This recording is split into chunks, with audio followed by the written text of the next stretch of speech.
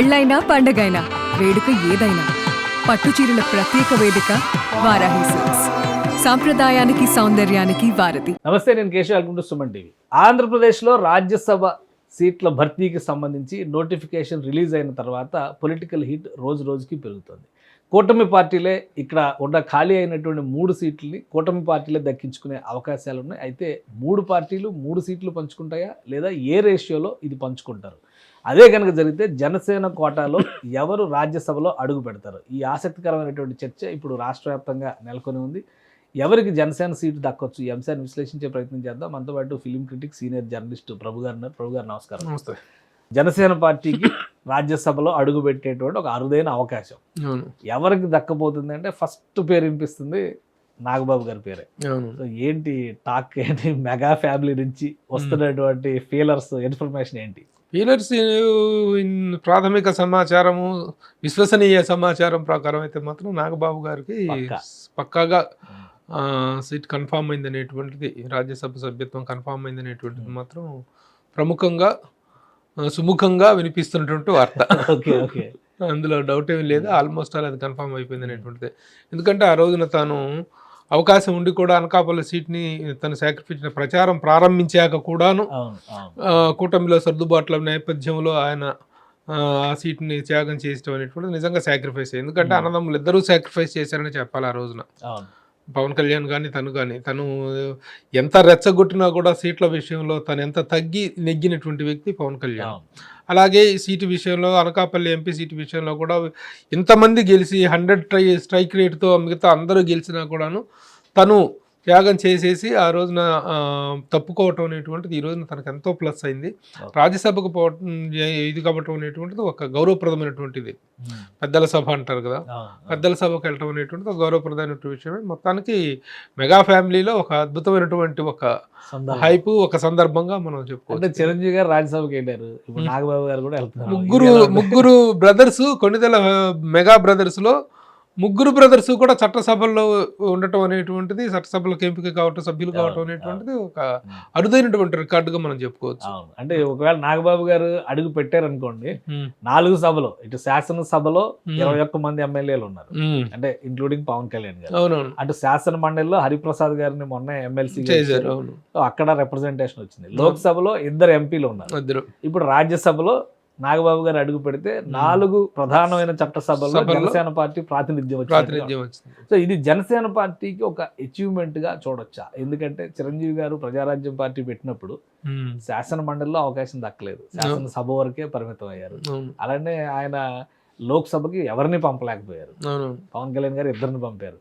చివరికి ఆయనే శాసనసభకి రాజీనామా చేసి రాజ్యసభకి వెళ్లాల్సిన పరిస్థితి వచ్చింది. అది కూడా వేరే పార్టీకి. ఆ రకంగా చూస్తే జనసేన ట్రాక్ రికార్డ్ని ఎలా చెప్పొచ్చు? జనసేన ట్రాక్ రికార్డ్ రియలేదు. ఒక 10 సంవత్సరాల సుదీర్ఘ పోరాటం తాలూకు అద్భుతమైనటువంటి ఫలితాన్ని సాధించినటువంటి విషయంగా మనం చెప్పుకోవచ్చు.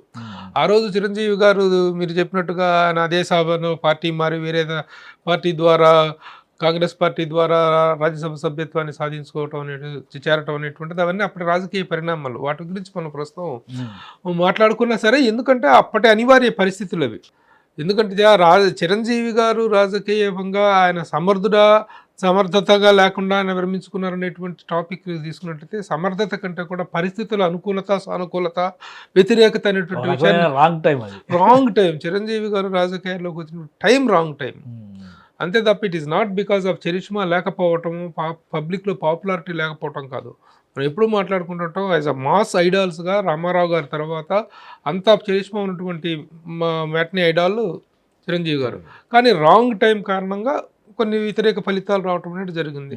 సరే, ఏది ఏమైనా ఆ కుటుంబం నుంచి మరలా మొత్తం ఒక మెగా ఫ్యామిలీ మొత్తం కూడా 3 బ్రదర్స్ కూడా చట్టసభలో ప్రాతినిధ్యం వహించేటువంటి అవకాశం రావటం ఎవరికి దక్కినటువంటి ఒక అరుదైన. ఇండస్ట్రీ పరంగా చూస్తే ఎలా చెప్పొచ్చు, నాగబాబు గారు ఒక మంచి ఇప్పుడు క్యారెక్టర్ ఆర్టిస్ట్ గా ఆయనకు ఒక రోల్, ఆయనకు ఒక స్పేస్ ఉంది తెలుగు సినిమా పరిశ్రమలో. ఇండస్ట్రీ పరంగా రాజ్యసభలోకి వెళ్ళిన వాళ్ళు కూడా చాలా మంది ఉన్నారు.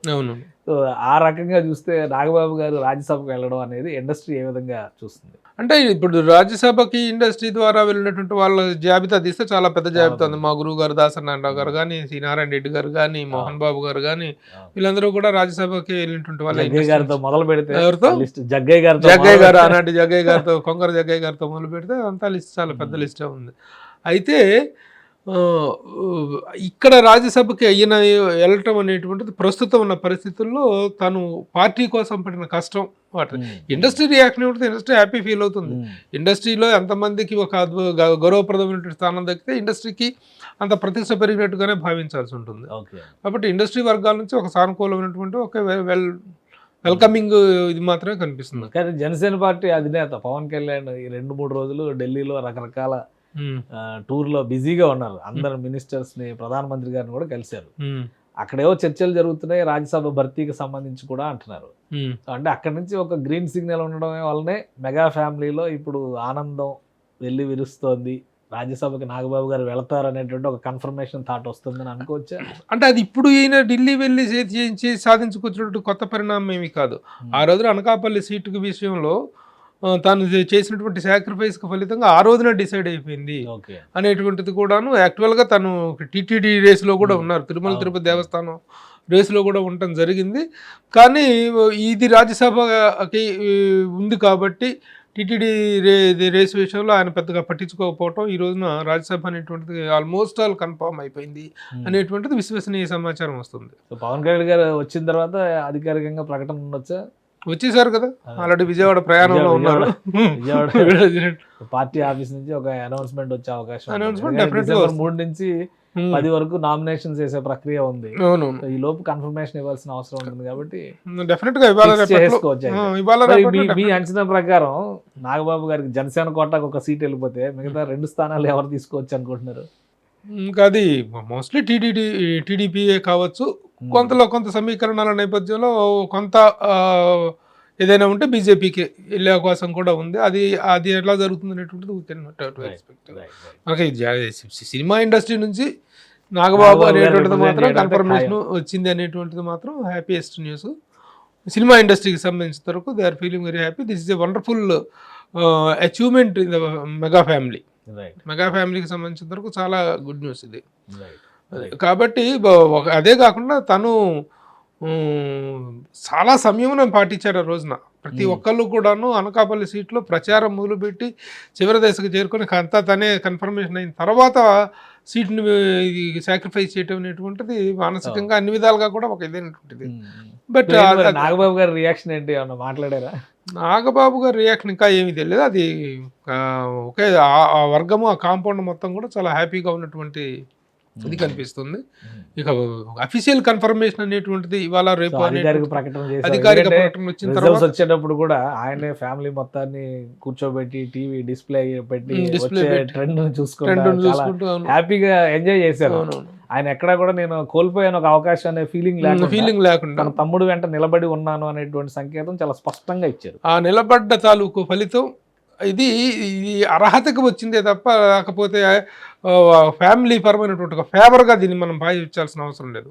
ఒక పార్టీ కోసం ఒక వ్యక్తి కష్టపడ్డప్పుడు, నిలబడ్డప్పుడు ఆ అర్హతను బట్టి వచ్చేటువంటి అవకాశంగా దీన్ని మనం చూసుకోవాలి తప్ప ఏదో అన్నయ్యకి తమ్ముడు చేసిన ఫేవర్ లాగా అనుకోవాల్సిన అవసరం లేదు. ఆయన జనసేన పార్టీకి ఆయన కీలకమైనటువంటి వ్యక్తి కాబట్టి చాలా సమావేశాలు నిర్వహించారు. ఎలక్షన్ క్యాన్వాసింగ్ పిఠాపురంలో ఆయనే కూర్చుని కదా మొత్తం వ్యూహారచన అంతా చేసింది కానీ నడిపించింది కానీ తనే కాబట్టి తనకు ఉన్నటువంటి అర్హతకు వచ్చినటువంటి అవకాశంగా మనం దీన్ని చెప్పుకోవచ్చు. రైట్. థ్యాంక్ యూ ప్రభు గారు, మీ విశ్లేషణ అందించినందుకు. ఇది మెగా ఫ్యామిలీ నుంచి మరొకరు రాజ్యసభలో అడుగు పెట్టబోతున్నారు. ఇది ఖచ్చితంగా ఆ ఫ్యామిలీకి శుభవార్త. అలానే కాన్ఫిడెంట్గా ఉన్నారు, పక్కా సమాచారం. ఇది జనసేన పార్టీ తరఫున రాజ్యసభలోకి నాగబాబు గారు అభ్యర్థిగా అడుగు పెట్టబోవడం అనేది రాబోయే రోజుల్లో అధికారిక ప్రకటన కోసం వెయిట్ చేయడం మాత్రమే పెండింగ్లో ఉంది. మిగతా అంతా కూడా ఆల్ సెట్ టు గో అనేటువంటి సంకేతాలు కనిపిస్తున్నాయని ప్రభు గారు విశ్లేషిస్తున్నారు. ఇక కూటమి పక్షాన 3 సీట్లు ఖాళీ అయినటువంటి నేపథ్యంలో తెలుగుదేశం 2 తీసుకుంటుందా, బీజేపీకి మరో సీటు కేటాయిస్తుందా అనేది రాబోయే రోజుల్లో డిసైడ్ అవుతుంది. ఇది special discussion. Keep watching. Suman టీవీలో మీ పర్సనల్ అండ్ బిజినెస్ ప్రమోషన్స్ కోసం కింది నెంబర్కి కాంటాక్ట్ చేయండి.